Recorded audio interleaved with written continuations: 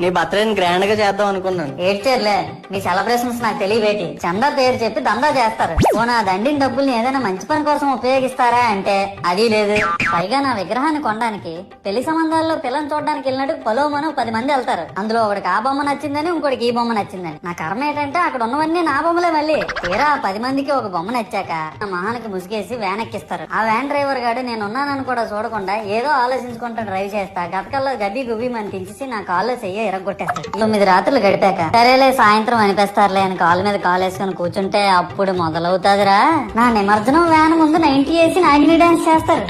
అబ్బా అబ్బా అబ్బా, మునిగినంత వరకు మనశ్శాంతి ఉండదురా బాబు నాకు. అంటే ఆ మాత్రం హడావడి లేకపోతే నీ గొప్పతనం 10 మందికి ఎలా తెలుసు స్వామి? పిడికిడంత పసుపు ముద్దలో నేనున్నానని భావించి మనస్ఫూర్తిగా దండం పెట్టుకో చాలు.